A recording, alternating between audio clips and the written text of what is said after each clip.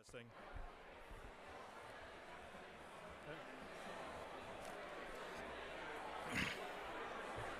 Testing. Hello, everyone. Could you please make your way up to the stage and get a seat, please? We're going to start tonight's proceedings. Get a drink and get ready for a good event.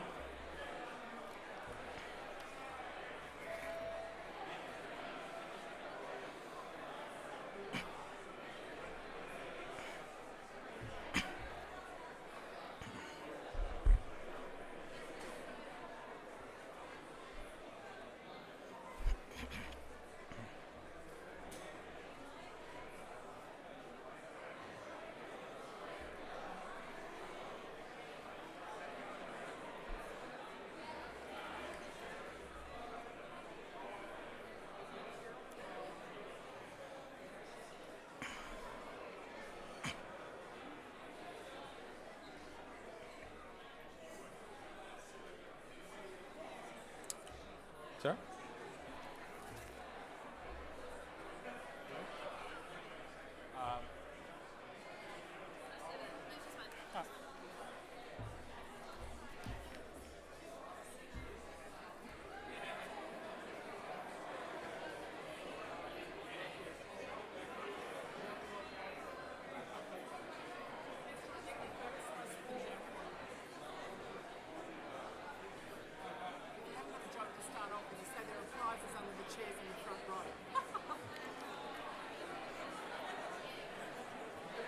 Yep.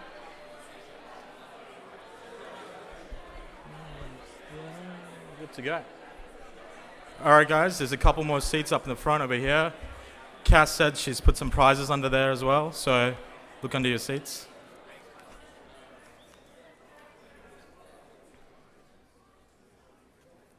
Perfect. All right. Good evening, ladies and gentlemen, and welcome to WA Mining Club's Young Professional last Sundowner of 2021. My name is Eric Samuel, and I have the honour of being your MC for tonight's proceedings. Tonight's event, the Battle of the Batteries, will surely be an energetic and heated debate regarding LFP and NMC type batteries. Before we begin, please kindly turn off your mobile phones. Keep them on silent. You'll be needing them later on because we're going to be asking. You can ask questions through Slido, and the Slido's details should be on the screen. Also, in the event of an unlikely emergency, we ask that you follow the emergency exit signs in a calmly manner. Emergency instructions will be provided by the RAC arena staff. So, the purpose of the WA Mining Club Young Professionals is to drive diversification and innovation in the mining industry. We aim to do this by creating an inclusive network that supports the development.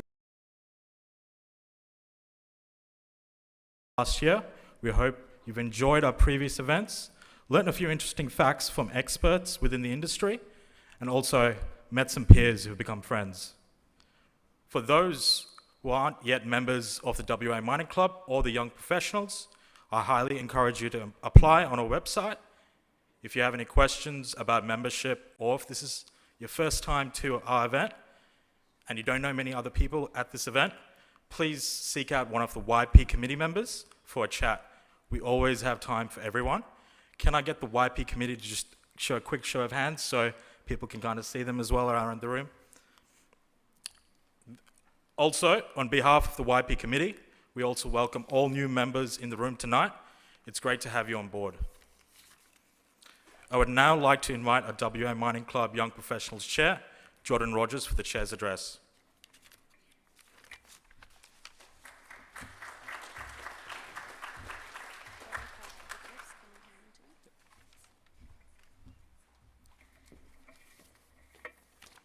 Thanks, Eric.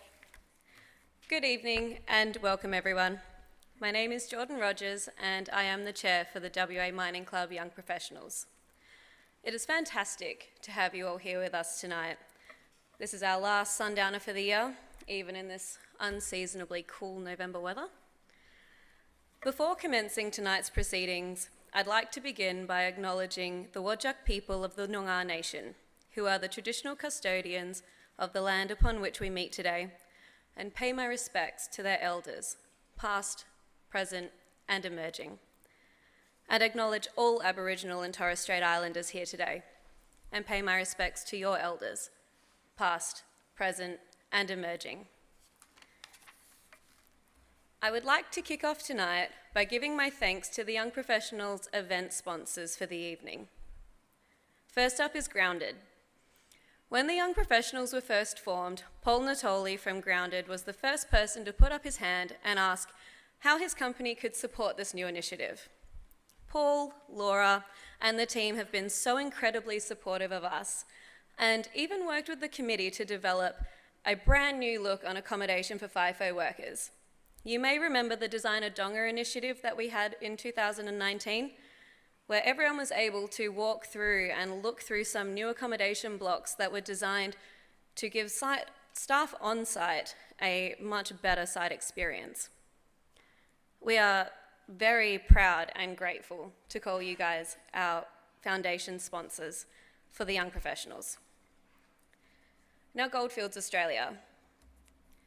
Stuart Matthews, Eddie Shepherd and Gail Shepherd, along with all the team, have been another sponsor who has not only seen the benefit of getting behind the Young Professionals, but they also sponsor the club's annual President Cup Golf Day, are a past Gala Ball sponsor, and Stuart himself has been a guest speaker at our regular luncheon series.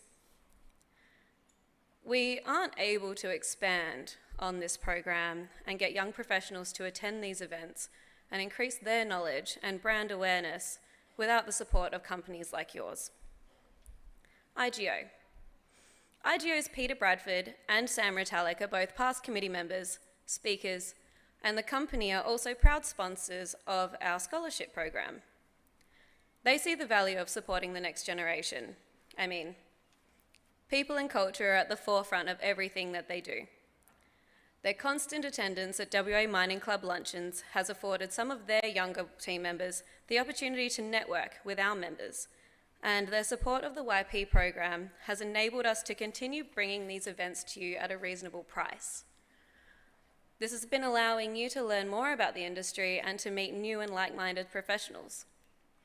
And finally, Minerals Council of Australia. Victoria Jackson has been a staunch supporter of the WA Mining Club and of the Young Professionals. She invited and assisted WA Mining Club President Nat Taylor and myself to attend Minerals Week in Canberra this year so that we could showcase the club and to expose us to the movers and shakers in the industry who attended this prestigious event.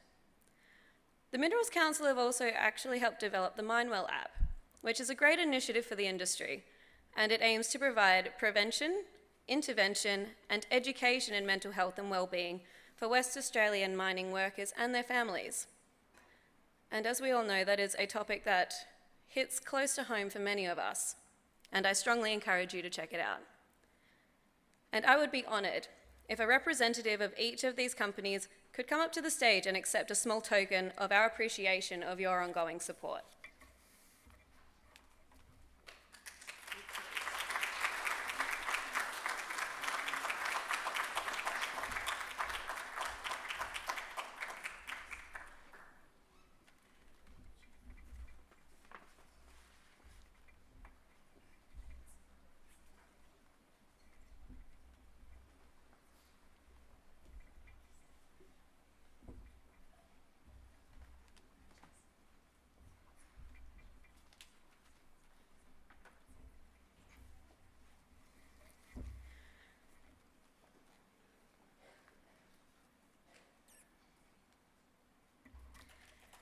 We are privileged to be partnering with a number of prestigious organisations in 2021.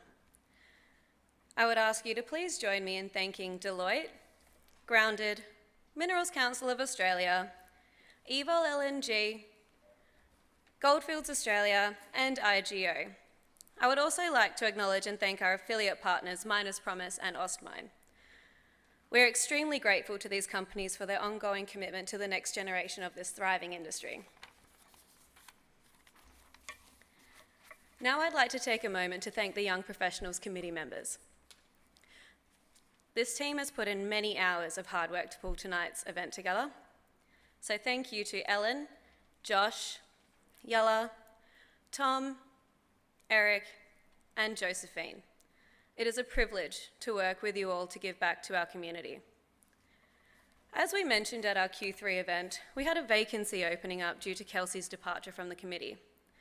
And tonight, we are sad to additionally say goodbye to two long-standing committee members, Tom Barrow and my predecessor, Josh Snow. Tom will go down in Young Professionals history as the first and currently only committee member to MC a solely virtual event, and from Kalgoorlie, no less. Speaking of Kalgoorlie, it was there that Tom had his interview to join the committee.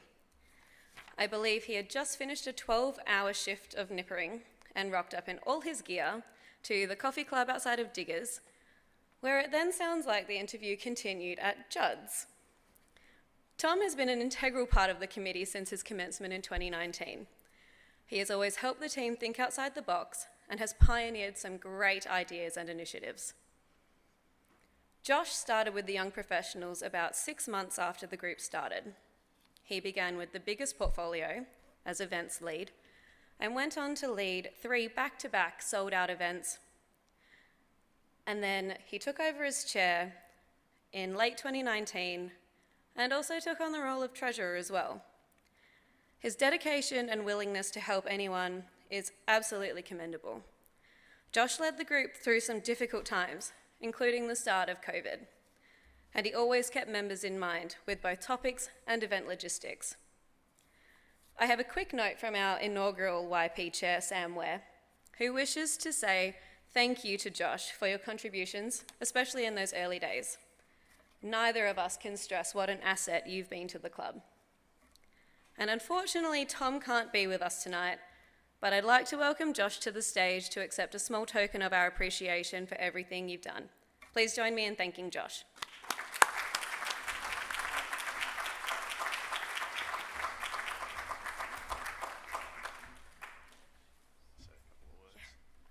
Keep it short and sweet, but it's been a great 3 years with the WA Mining Club Young Professionals, and I think it's in really good hands with Jordan. Particular thanks to Peter Gray, if he's here tonight, for encouraging me to sign up, and the team itself, so the new committee members, Tori, Tan, and Callum especially as my vice chair while I was going through the COVID years. I very much appreciate your support, so thank you all, and I look forward to seeing you at future events.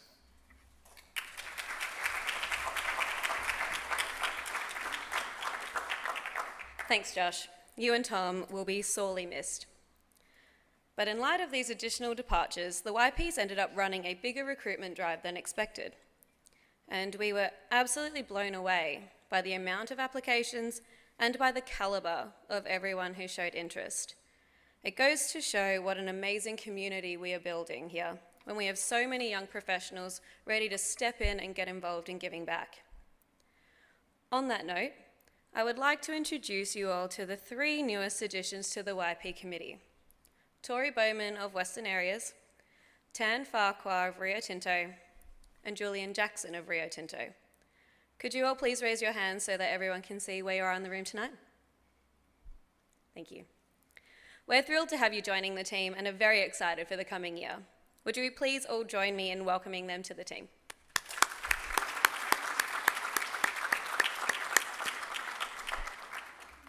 And I would now like to take a moment of your time to welcome WA Mining Club Committee member Danny Tamati and Vice President Craig Cook to the stage to speak about this year's inaugural Buddy Program initiative.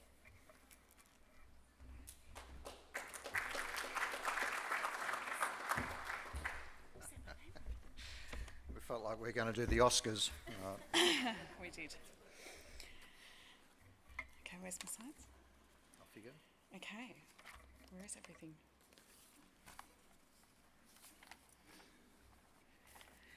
Good afternoon, everyone. My name's Danny Tamati, and I joined the WA Mining Club back in June of this year. I'm on the memberships and scholarships committees, and I'm taking it upon myself to also chair the Buddy program for 2022. So the buddy program focus is to help young professional members leverage a broader club membership by being paired with a standard member who will encourage and support them at standard membership events and offer guidance in developing their career in the mining industry. YPs are matched with an EP member according to professional development sort. A mentoring agreement will cover boundaries, confidentiality and expectations. You commit to monthly face-to-face meetings for 6 months, both the mentee and the mentor, for want of a better term, and members will receive discounted tickets to all WA MC events during the program. All right, let's talk a little bit how the program went for the year. Now, great thing is in the group tonight we have some of the buddy pairs, so I might get them just to wave their hand a little bit. I'm one.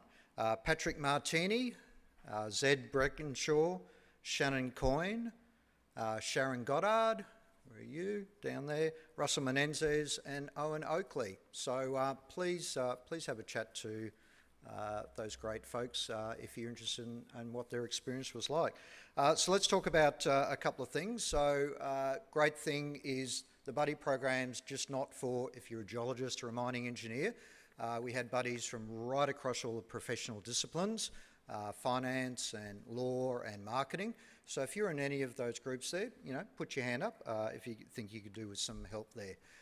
In terms of some of the guidance that the pairings found, it's probably no surprise that those who were students or perhaps first or second year into their career, a lot of it was about, am I in the right career?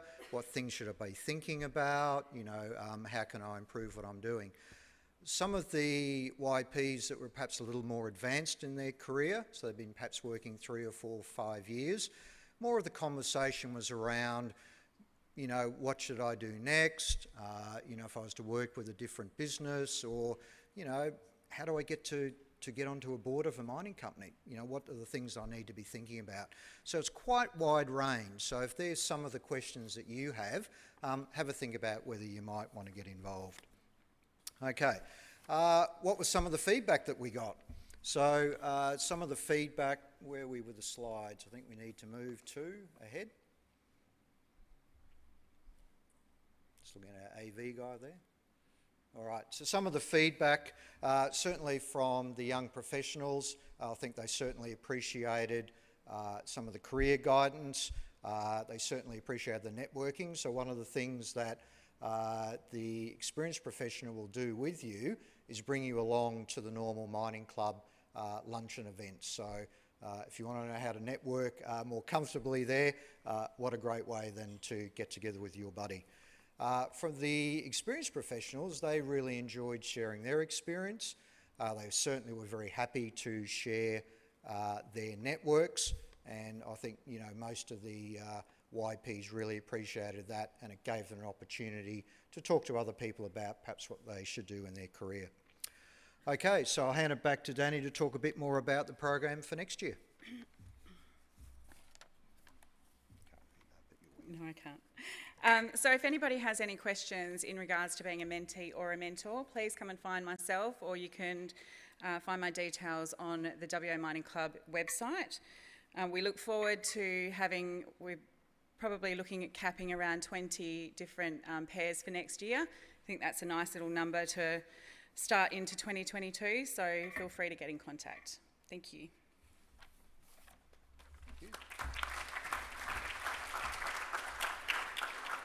Thank you both.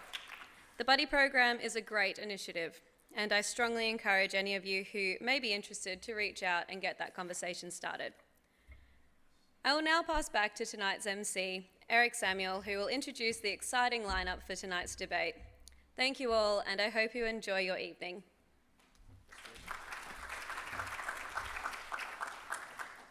Thanks, Jordan.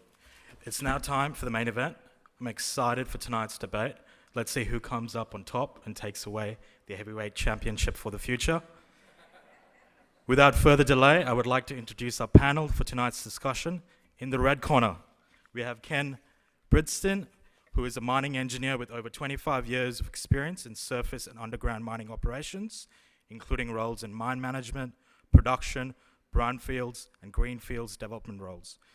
He joined Pilbara Minerals as a Chief Executive Officer in Jan 2016 and was the Managing Director and CEO in May 2016.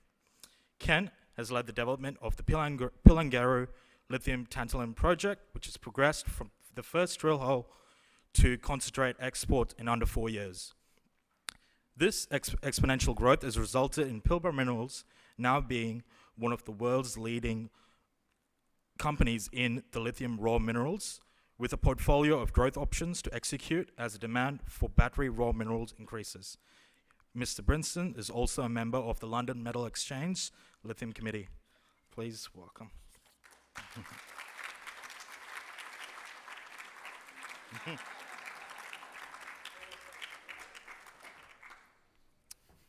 Now, in the blue corner, we have Dan Lockyer, who is the Managing Director and Chief Executive Officer of Western Areas, a nickel mining and exploration company which listed in the ASX Stock Exchange in July 2000.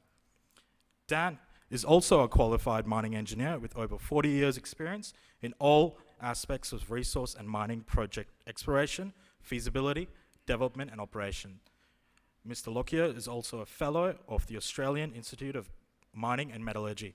Please welcome Mr. Lockyer to the stage, please.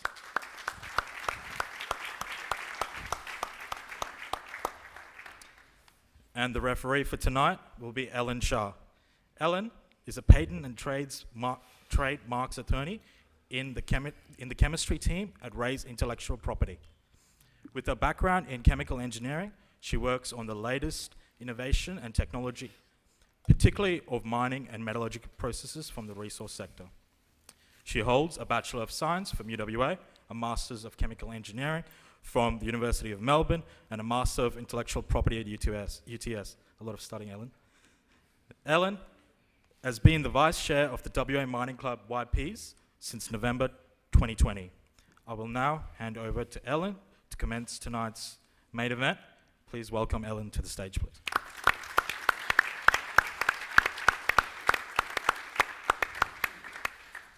Thank you, Eric. Before we begin the discussion tonight, it's Dan's birthday. Dan, happy birthday. Doesn't look a day over 65. 1-0. 49th, is it? 52 apparently. We actually have another birthday, one of our own Young Professionals Committee members, Yella McGrady. So happy birthday to you both. There's no need to go easy on him. In fact, let's forget that it's his birthday for the next 30 minutes. You might notice that Dan's dressed down tonight. He's gone all sort of future-facing, younger crowd. Well done, well done, mate. I thought it was business attire, which is Friday. True. AGM was yesterday, full suit and tie. Today is true. casual, but still business, right? I think you look fabulous. And we should stick to business. Yeah. All right, on to the debate. Battle of the Batteries. I do admit that the title is slightly misleading. It should rather be Battle of the Cathodes. So for those who aren't familiar, in a lithium-ion battery, we've got the cathode, the anode, the separator, and the electrolyte. And the cathode is what determines the capacity of the battery and is unsurprisingly the most expensive component of a battery. So the two cathodes that we'll be charging up tonight are LFPs, so lithium ferrum phosphate, lithium iron phosphate, and NMC, nickel, manganese, and cobalt. So before we go into the cathodes, I just want to give you guys a couple of minutes to introduce yourself and your respective roles in the battery industry. So talk about your commodity and its typical journey as it becomes an integral part of a battery. Shall we start with lithium? Yeah, absolutely. My name's Ken. I'm Managing Director at Pilbara Minerals. And I guess what Pilbara Minerals represents is a manifestation of the next wave of demand that has emerged for lithium raw materials because of the effect of the lithium-ion battery platform becoming the rechargeable battery of choice, and now the chosen platform for the rollout of new energy applications. And what I mean by new energy is the electrification of the transport industry and support for e-mobility, and the co-commitment that energy storage represents for the application of renewables and energy generation. So those things have become, huge themes, global impact, and the batteries are a co-commitment of which the lithium is absolutely crucial to the lithium-ion battery platform. So with that wave of demand has become a price response and capital's being mobilised, and that's one of the reasons why Pilbara Minerals exists. And we look forward to a bright future. We've got an enormous resource at our Pilgangoora project, and we're very active in taking advantage of growth in the industry given the demand and price equation that's emerged, and especially in the last 12 months, which is one of the reasons why we're here debating today. So over to you, Dan. Well, firstly, can I say that Ken and I are actually in the same industry. We actually supply commodities into a market which is growing, whether it be the electrification across the world. But fundamentally, when I look at batteries and energy, people require different levels of, the quality of the batteries they need to do what they do. For example, I've got an iPhone, I've got lithium inside my iPhone, so thanks, Ken, for that. There's also a bit of cobalt in there as well. I'm not sure there's nickel in an iPhone. But the bottom line is that the world is changing, and the electrification of the world is happening. And if you don't think it is happening, I think you need to get the rock off your head, because it's moving, and it's moving very fast. And nickel, at the end of the day, is actually a little bit more rare than lithium, which is quite a common element in the Earth's crust, by the way. Whereas nickel is actually only currently about a 3 million tonne per annum market. But saying of that again, but the bottom line is that, and we'll get to the bottom of this when we get into the bit more detail, is that both batteries are required by the world. So let's not forget that in any industry or any commodity that you buy, there's the low range, and there's the high range, and there's the middle range. And the whole population of the world cannot afford the high range, or the middle range, or the low range. So eventually, the demographics and the people's age groups will determine which battery style will be. And Ken will look back 10 years, and I'll be maybe not looking back, but the bottom line will be, though, is that we will gauge tonight, and we'll say, remember that night, yeah? And that's where the truth will be told as to where the batteries will land. But fundamentally, nickel, in terms of the NCM, and there's also an NCA battery, is technology driven. And it's proven that the technology that you require to drive the high energy end of town is best delivered by that nickel, cobalt, manganese, or aluminium battery. I reflect back when I was younger, and most of you would have had a nickel cadmium camera. So nickel has always been around in batteries since I was a child, and that's why it's the metal of choice. Okay, and I won't mention stainless steel, but I haven't got to the debate yet, but he's already there. All right, so high-grade nickel sulfide eventually goes into an NMC. We've got spodumene, which has that flexibility of the streamlined production into a lithium hydroxide. So I think the audience now has a better understanding, and we'll delve right into the cathode chemistries. So, cost, performance, safety. Let's talk about all the features of why one's superior than the other. Who wants to start? Yeah, Ken? okay, I'll fire away. At the risk of blowing up the debate from the outset, it's got to be said that lithium's required in both batteries, so just keep that in the back of your mind. We can be a little bit ambivalent about which battery technology ultimately wins, because lithium is a winner in either case. In fact, in some cases, more lithium is required than the lesser. So I reckon out of all that, you can put your money on lithium, it's okay, whether it's LFP or NCM. But yeah, Dan started to hit on the features of NCM batteries that mean they have a useful place in the supply makeup. What you guys are all going to aspire to, if you're not a Tesla wanker yet, inevitably you'll want to be. Ken has a Tesla. I'm self-professed. We'll get to that in a minute. So people are buying the idea, they're buying the range.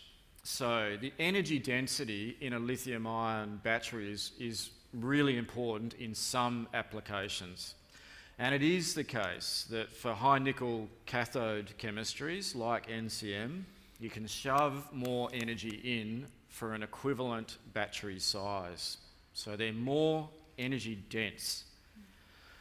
But like everything in life, you pay a price for that.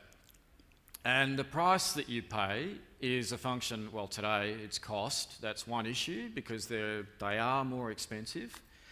But there's also an element of they are at risk of failure. And the failure can manifest itself as fire, because unfortunately, when they're on fire, they're self-propagating. The oxides within the battery feed the fire and it runs away. So your Tesla burns down. In contrast, an LFP battery has actually pretty significantly lesser energy density, so it won't drive the range. But its benefit is it's bulletproof, it's fireproof. You cannot destroy an LFP battery. And that's one of the reasons why they are suited to bigger format applications. Things like, think about a bus or actually, for those of you that have been to London, there's electric buses running around the CBD in London now. They've become actually a big part of the fleet mix there, and they run on LFP batteries, and they're fireproof. So there's an example. A good example. There you go, Dan. Gee, hang on, I've got nothing to say. Sorry, mate. Sorry, mate. Yeah, okay. I guess without getting too deep into technology, but LFP batteries, luckily it's in London because it's not that cold, right? So True. Because they won't be working in Scandinavia and in Russia. I'll give you a tip, because it's too cold and they don't work. But Ken's right, though, that the lithium batteries have got that problem. But you wouldn't be expecting Tesla to generate vehicles with NCM batteries if it was going to just burn, right? I mean, I'm pretty sure that Elon is a bit smarter than that. I'm quite sure how smart he is, but because he is putting LFP batteries in his cars. But the driver there is because he wants to be cost competitive. And we all know that the whole beginning of the electric vehicle phenomena is out of China, right? So Europe and the North Americans are just catching on. They're struggling to get away from their V8s, and that'll be a while yet, because that's the oil and the diesel, etc. But fundamentally, the driver is, though, you get what you pay for. So if you want a $5,000 car that runs around for a couple of years and the battery dies, be my guest. But people will buy that, as I said earlier on. The commodity will be driven by the people who want to buy, and I can tell you now, my son can't afford an electric Ferrari, like Chris Ellison said, he bought his wife. So where do you go from then? So BMWs, the world is a very, generally not a bad place, and there's a whole demographic of people that will go $5,000 to $100,000 and $200,000 cars. We know there's more billionaires being made by the day, as we've seen this week. So The view is, though, that if you pay and you want top-end performance, you will need an NCM or an NCA in that car. And I want to ask my friend here what car he drives, which is a Tesla. I hope it's an LFP battery. I'm sorry, mate. No, NCA. So, Yeah. see? So, big family, needs a big car, needs energy, needs to drive to Kalgoorlie, charge twice. Anyway, no. So, but look, all jokes aside, the bottom line is that there's a range, hydrogen, there'll be all sorts of vehicles, big heavy buses, trains they can run on high, weighty, iron batteries, and they are not new batteries. They're performing and they're being pushed up the curve in technology, but they are not new batteries. They've been around for a long time, and it's a commodity price play by the car manufacturers to make them marketable. But Ken's right, there's lithium in both batteries. But the question is, how much lithium is in the battery in the NCM? 2%? 3%?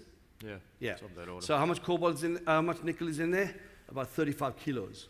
It's a lot more than 2%. So from a perspective of commodity buying or mining or taking to market, we are blessed, both of us are blessed by the EV revolution. And that's the winner at the end of the day. Do you have anything to add in if I were to factor in recycling? Well, look, recycling is a part of a world that we live in. So we will always, and we should recycle. And cost-wise? yeah, look, I mean, there are people currently. Look, I don't think Australia and certainly Perth, we're not in the front line of anything, right? We're not in the front line with EVs. ScoMo can't even get his act around trying to work out what an EV is, probably. So we are going to be behind, but there are companies from Australia who are currently developing recycling plants in Europe on trial. Recyclability of commodities in terms of copper, nickel, has been around since the Dark Ages. So nickel is being recycled in Europe about 80%. Nickel gets recycled in China currently about 30%. So they need to come up because they're a bit behind the eighth ball. So recyclability will come into play and it will drop the prices. And that's what the world dynamics require. Yeah, I think there's an imperative for industry itself to be focused on recycling, because ultimately for the industry to be sustainable, it has to get its head around how the batteries ultimately get recycled. Now, the good news is that the industry is and entrepreneurs are very focused on recycling initiatives, and there's already many projects underway globally to make that a reality, including some recycling. For example, in one of our partners, POSCO in Korea, uses a lot of recycled lithium raw materials, so it's already part of the industry. Will become a much bigger part. There is a threshold question. You need a certain volume in batteries to make it competitive for the purpose of recycling. And because we're relatively early in the cycle of adoption, we need about another probably 5 to 10 years before it becomes a larger subset of the battery economy. It's coming, it's just not completely evident today. So NMCs, they have high energy density or high power, they've got precious metals in them, LFPs, low cost, abundant metals, and they typically have a longer lifespan. They're relatively safer. So let's look at specific applications. So energy storage system and the transportation market in particular, as we've been discussing so far, has been putting the most demand on battery technology. Now, we've talked about briefly how the LFP and NMC are both dominating in the two areas. What are some constraints? What are some disruptions possibly in the future? Are there any jurisdictional challenges? Dan? Well, I think that what's kicked off the EV generally, and I think it started in China with the government reducing and giving you perks for developing the product, and they drove the actual manufacturers to produce an NCM and NCA type battery because the perks were there. They did actually pull those perks, but although Europe is now building those, going into the same state as what China was doing with those perks. But the bottom line is, though, that, look, if you look at the pollution around a city, what would you think is the main driver of pollution in terms of like Beijing, Shanghai, Hong Kong? Cars. So it makes sense. And the funny thing is, though, is that the pandemic has actually generated more sort of focus on that clean cities. And ultimately, and I mean, look, and I'm a sort of a type of guy that says, well, we still got the guys that sell guns, right, in America. So, you ask the question, why? Oil and gas will still be around for a while yet, because we just can't just switch it off on coal. But fundamentally is that the cities already in Europe have already said in 3 years' time you will not be driving an internal combustion engine car within a certain radius of the city. If you do, you'll either be the Prime Minister or maybe Twiggy or... But the bottom line is though that you will pay a big penalty for that. So the world has to drive into a position to get a technology, and I will put my hand up to say that if you want a storage thing on a concrete pad, why would you want a high, lightweight battery and pay more for it? It's for a different technology, and that's where I think that the overall system worldwide, we need everything, and otherwise we just won't get there. Yeah, we have one of our partners in our business is now the world's largest manufacturer of lithium-ion batteries for the transport industry. They're called CATL. And CATL's strategy is actually principally built around energy storage, just like what Dan described.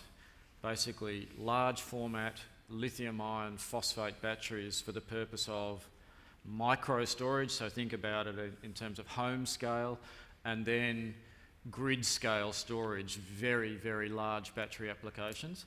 And it seems likely that if they have their way, their engineering solution, the LFP battery probably becomes the battery of choice because they're much cheaper, you don't require quite so much energy density, and that's going to be a big boon for the application of renewables, because basically if you can build in more energy storage, you can roll out more renewables and still have a stable grid. So it seems like that's a likely future. Dan alluded to that sort of awakening that's gone on post the COVID experience. I reckon that's important, and creating a new wave of investment that's very, very focused on new energy themes and sort of green energy solutions. It's really raising the stakes for companies like ours to get on with the job and roll out solutions for industry that build out more raw materials supply. Our companies, they're beneficiaries, but I've got to say, Western Australia is going to become one of the largest global suppliers around battery raw materials, and I love the idea that there's this fantastic connection between you guys as young professionals who've had exposure to this next wave of raw materials investment that represents the future. It is brilliant. And I really feel like WA and the professionals in a room like this are going to do incredibly well as being part of that solution. So here's another question. It's a hypothetical one, and it's kind of throwing back from what you've said. So if a car manufacturer, let's say, if BMW announces that they want all their cars to be carbon neutral, and they want it by a certain time, 2050. And this includes mining the ore to the assembled final product. Would WA miners be able to achieve that by 2050, do you think?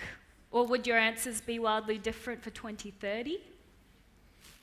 Well, I think that that whole question about when you can do it by is probably a political question. And politicians, unfortunately, will just grab anything that gives them the vote, right? But when it comes down to practicalities, and we're in the same boat here. I mean, Ken's got an open pit. We've got underground mines. Nickel sulfides, in terms of carbon emissions, are on the very low scale of the metal scale of sort of carbon footprint. So that's a win for West Australia because there's a lot of nickel sulfides happening here. But at the end of the day, though, I mean, we must all strive to get bits and pieces. So it's not going to be like a whole magic wand and then, whoa, we all stop mining coal, where there are countries in the world that depend on coal for their first electrical, India, for example, part of Africa. You can't just switch off the grid because it's coal generated. But we all must make a little bit to move forward. And as Ken said, so sustainability like wind farms, solar farms, they should be now normal in your mine plan, in your CapEx build-up to do that. Gas is still very popular. I was told the other day, as I'm tapping into the Goldfields gas pipe yesterday at the DCS mine, that 10 years, that's what we've got, 10 years of gas, and that's done. So over the next 10 years, I think you'll see miners will react quite significantly. I don't think anybody has got a purpose to go out and actually do anything different to what the world feels we need to do. So 2050, well, I probably won't be here, but I think it's a great target. I'll sign up for it tomorrow. But the bottom line is that I think we need to go to 2030, 2035, 2040. And I think that all the mining guys that I know, we will strive to do our bits to do that, and we will get major impacts in 10 years. Absolutely. Yep. Whether it's zero, I don't think so. Be practical and pragmatic, but I think that overall there'll be big strides to get, and once you get into the 35, 40s, I think it'll be pretty much done and dusted. But look, I'm not a politician, so don't trust me. Yeah, I'm with you, Dan. I think the imperative to get there is a really important one, and I'm really optimistic about the technology solutions that ultimately get us there. I think there's enough focus and enough money being invested that the solutions will be derived. The really intriguing piece to me is actually this first 10 years, because arguably that's the easy bit to decarbonise. Power generation before you've considered, say, haulage. Haulage is a real challenge for the industry. But the good news is, as a result of the efficiencies and the switching of power solutions, actually that constitutes a really big chunk of your emissions being eliminated. So in fact, for the first part, I'm probably more optimistic than I am about the second part, which requires a lot more work. What else to say in this arena? Technology and the cost of technology application will continue to surprise to the upside, i.e. the benefit. And ultimately, as much as there's gas bagging from the politicians, I reckon the economics and the efficiency gains ultimately motivate the outcome faster than the politicians can make a decision about which direction they want to go. Let me make a prediction. Based on what we see in China and Europe today, each of you that's buying a new car, I reckon within about 4 years, will be faced with the question, I should buy an electric car. It's become obvious. It's become cheaper. It's become a more sustainable solution. It's actually no longer sustainable to buy that diesel guzzler or that petrol car. And I know a lot of you are thinking, hang on, that's only 4 years away. I reckon that's what's going to happen. And it'll be driven by the economics of the solution, not by a goodwill gesture, not by a politician telling you otherwise. It's just going to be the right thing to do. I think I'm going to wrap up the debate. And we've kind of come to a conclusion at the very start with the Tesla quote, because they're switching only their standard range to LFPs. They're not changing their high range of nickel batteries to LFPs. So what you said at the start is what it is. You've got the expensive cars that can drive further, but they'll have NMCs in them. And you've got the lower range, more affordable, and shorter driving range cars that will have the LFP. So you're both winners. And we always forget, not every city around the world looks like WA. You know, not For every. sure, yeah. But you're right, though, that the population will ultimately decide on what the winners will be. And you can't just have one solution. There's got to be a whole range of solutions, as Ken said. So if I ask my son today, what are you going to buy tomorrow, mate? You're going to buy a Ferrari, electric Ferrari? No, he's not. He's going to buy a Toyota, Prius, which is like, $20,000, right? Because that's all they can afford. As Ken said, if you can't give an EV to every part of the population, well, then you're missing the trick, right? And that's what China is currently moving. You can buy an EV with the LFP battery, which is about 6,000 Australian dollars.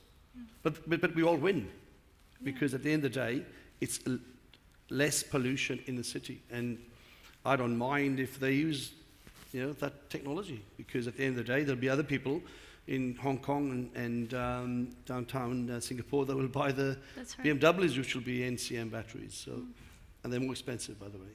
Of course. Are we happy to settle that they're both winners? I feel like the lithium and nickel miners are the real winners. Yes. Yeah. But we're short on time, so let's go to the questions. Have we got the Slido page up on the screen? It's WAMCYP NOV 21, so NOV 21. It's like a bunch of questions. Oof. It's not an EGM, is it? You're not dressed for one. Can we have a drinks break? I'm sorry. Anyone got a beer? All right. There are some zero carbon production plan questions, which we've kind of covered. Lots of questions about hydrogen. Let's go into that. So you talk about the future of EV vehicles as a driving force. How do recent hydrogen advancements affect these projections? Yeah. Depends who you listen to. Because at the end of the day, currently, we've got people marketing hydrogen, and I don't think everybody on the street actually knows whether green hydrogen or blue hydrogen. So what are we talking about? Which hydrogen? And we've even got in our own state 2 groups, I won't mention names, talking about 2 different hydrogens. So hydrogen will become, it's very expensive, right? So, and it uses a lot of stainless steel, which has got a lot of nickel in it. So we're not that sad. And there will be hydrogen, as I said earlier on, there will be Ken's battery, my battery, and there will be hydrogen, bigger vehicles, because it will be expensive. And look, at the moment, I think it's just a bit of a plug that people are marketing to try. But look, it will be something that the market will bring in, for sure. Because if it's efficient and cost-effective, as Ken said, it will be used. But currently it's not, and it's a way down the track. So. Yeah, I reckon we can be reasonably clear with hydrogen. By the way, I'm a big fan of green hydrogen solutions to more to the point, because that's the sustainable version. But it is very, very expensive technology, in which case I think it finds a home in very large format applications. By that I mean grid scale sort of applications for dosing in natural gas pipelines, or conversion to ammonia for transport of hydrogen. Maybe it makes its way down into trains, long haul trucks, but it doesn't make it to the level of an EV. Yeah. And the reason it doesn't make it there is multifaceted.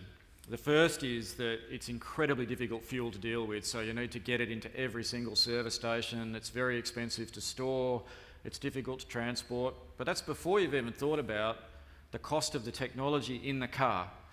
I've seen a hydrogen fuel cell car cut down the middle and looked at it and thought, my God, that thing looks like a rocket ship. It's unbelievable. You're going to have to be a brain surgeon to put it together. Yeah.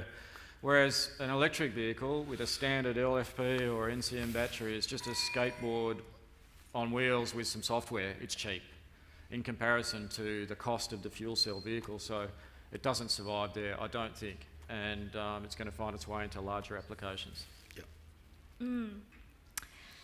There are a lot of questions about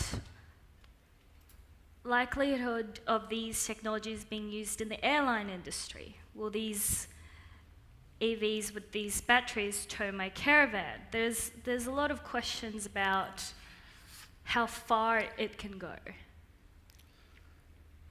I'm not I sure mean, you can just put a lot of batteries in there, right? yeah. Or even a glider with a little battery. Yeah, look, it's a big question. What about underground? No, look, the underground aspect is moving along relatively fast, but it's not there yet. I think we would all agree that, Ken, that with big, heavy equipment I mean, some mines are more applicable, like, the big sort of Olympic dams and some of the big mines in Sweden. But when you come down to narrow vein, sort of gold mines and stuff, it's very hard to get that technology to suit for you and on commercial terms. So when we talk to Komatsus and Westrax and all these guys, there's a lot of, you see pictures of these things, but when you actually say to them, can I get a 2900 bogger, which carries a payload of about 15 tons, and the whole thing weighs about 20 tons of massive steel, they go, well, it can't go very far with a battery. But we will get there. It's just a matter of, and look, and miners, and I'm one of them, we do have to swallow the pill to say, look, we've got to give them a try, right? We've got underground little, the UVs now, the LVs, they all getting, and we should get there, but they're very expensive. So when you have a fleet of 30 Toyotas, Land Cruisers going underground, and you want them all battery, I mean, somebody's got to fork out several $1 million. And that's currently part of the issue. But overall, underground equipment, we will strive, and at Odysseus, what the new mine we're building, I would be, and I'm not going to put my salary on it, which apparently I do quite often these days, but I would say that in 3 or 4 years' time, if I don't have a hybrid or electric truck shuttling ore to the crusher underground to get raised in the shaft, some of my guys are here, they may get my salary, but I'll be surprised that we can't do that. So that means the whole mine mining 1 million tons a year on 2 trucks. Now that's, and they'll be electric. So that's a goal, and that's what, if we haven't got that target and we haven't got that goal, then we're not doing our job. I was talking to a former colleague this morning, and we started to toy with the idea of all these old technologies that get revisited for the reason that you're trying to displace diesel in haulage. So, in-pit conveyors, trolley assist for trucks, hybridisation, part battery operated on the pit floor versus trolley assist coming up the ramp, that type of thing.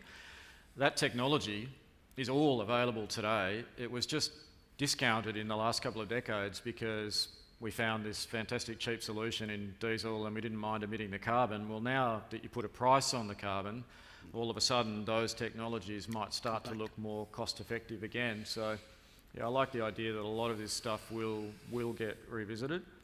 And as I alluded to earlier, I'm really optimistic about how quickly the technology evolves because we're all very, very focused on the subject matter and the right amount of capital is starting to become available to make these solutions real.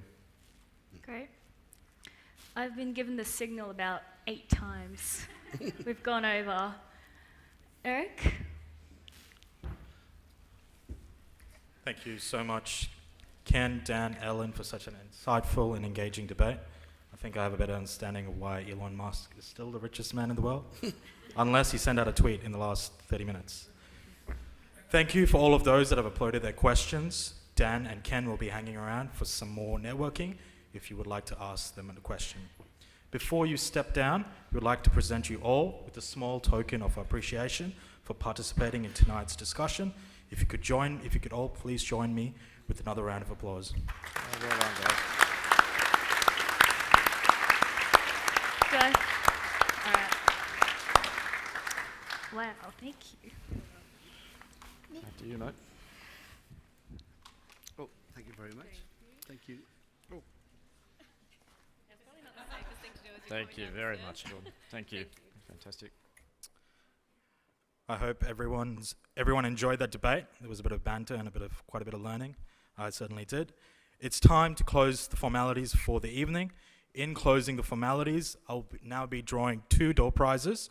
One is sponsored by the RAC Arena, which is a double pass to the Wildcats game, and the other one is by ATI Mirage, who have provided us with a training voucher worth $1,250.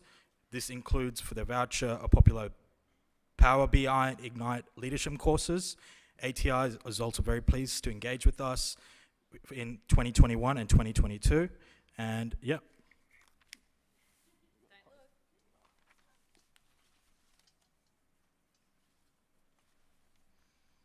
Luke Sanders. And also, one sec, can you please remain where you're seated? We'll get to your prize shortly. So.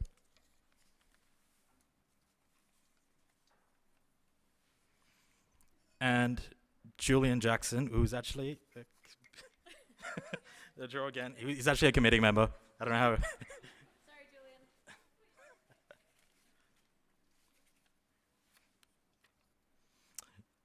Emily Chen from Blue Water Shipping.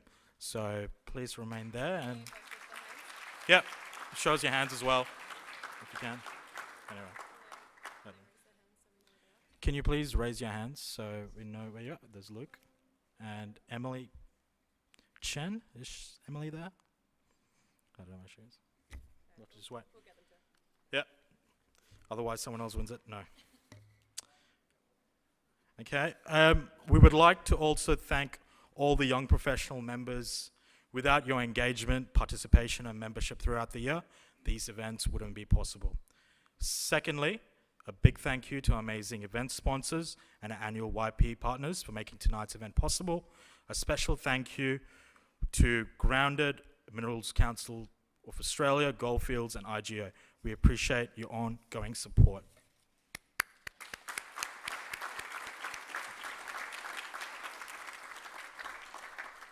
Lastly, thank you to the WA Mining Club staff, young professionals, and committee members for their voluntary hard work in planning and executing every event and an initiative the club's proud to undertake. Please join me in giving the members, annual sponsors, and the committee a round of applause.